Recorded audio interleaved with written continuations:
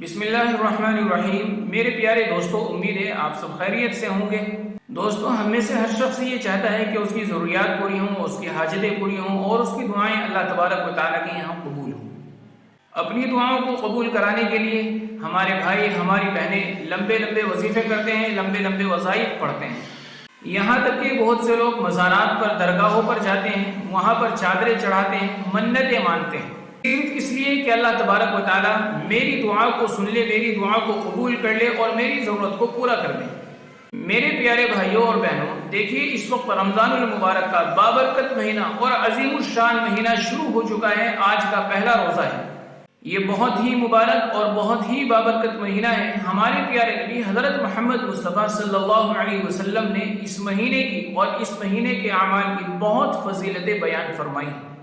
نبی پاک صلی اللہ علیہ وسلم کی ارشاد ہے کہ اس مہینے میں اللہ تبارک و تعالیٰ کے رحمتوں کا نزول ہوتا ہے، اللہ کی رحمتیں اترتی ہیں اور اللہ تبارک و تعالیٰ اس مہینے میں دعاؤں کو قبول فرماتے ہیں۔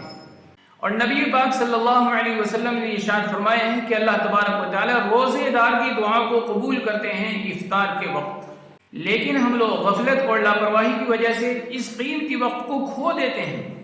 مرد حضرات کا معمول یہ ہوتا ہے کہ وہ اپنے کام کاروبار پر لیٹ ہو جاتے ہیں یا پھر افطار کی خرید و فروخت میں لگ کر اس قیمتی وقت کو ضائع کر دیتے ہیں۔ ہماری مائیں اور بہنیں افطاری کی تیاری میں، افطاری بنانے میں اس وقت کو اپنے ہاتھ سے کھو دیتی ہیں۔ لہٰذا مردوں کو اس بات کا خیال رکھنا چاہیے کہ وہ افطاری کا سامان لے کر وقت سے پہلے اپنے گھر پر پہنچیں تاکہ گھر کی عورتیں افطاری کا سامان وقت سے پہلے تیار کر سکیں۔ آج رمضان المبارک کا پہلا روزہ ہے۔ آج ہی سے آپ اس بات کا اہتمام کر لیجئے۔ افطار کے وقت سے 15-20 منٹ پہلے دسترخوان لگنا چاہیے، افطاری کا سامان آ جانا چاہیے۔ مرد بھی، خواتین بھی اور ہمارے جو بچے ہیں ان کو بھی شامل کریں، ان کو بھی بٹھائیں اور اس وقت میں اللہ تبارک و تعالیٰ سے دعائیں کریں۔ یہ بہت ہی خاص وقت ہے اور بہت ہی قیمتی وقت ہے۔ اللہ تبارک و تعالیٰ فرماتے ہیں کہ افطار کے وقت روزے دار کی دعا قبول کی جاتی ہے۔ اس وقت میں اللہ کے سامنے ہاتھ اٹھائیں، اللہ کے سامنے ہاتھ اٹھا کر اللہ تبارک و تعالیٰ سے مانگیں۔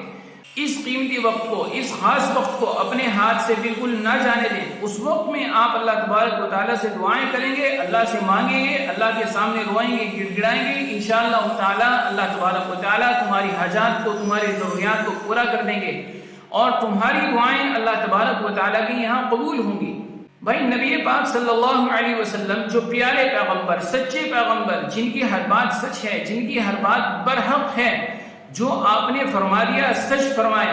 جب آپ یہ فرما رہے ہیں کہ اللہ تبارک و تعالیٰ روزے دار کی دعا کو افطار کے وقت قبول کرتے ہیں، روزے دار کی دعا رد نہیں کی جاتی، یہ کتنی بڑی بات ہے۔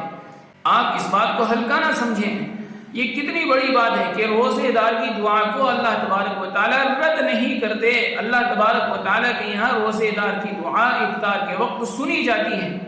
تو آپ یہ بتائیں، جب نبی پاک صلی اللہ علیہ وسلم نے یہ بات فرما دی ہے، اب آپ کو کسی لمبے وظیفے کی ضرورت نہیں ہے، کسی تعویذ کی ضرورت نہیں ہے، کسی منت ماننے کی یا کہیں جا کر چادر چڑھانے کی ضرورت نہیں ہے۔ افطار کے وقت میں اللہ سے مانگ لو، انشاءاللہ تمہاری حاجت پوری ہوگی اور اللہ کے یہاں تمہاری دعا قبول ہو جائے گی۔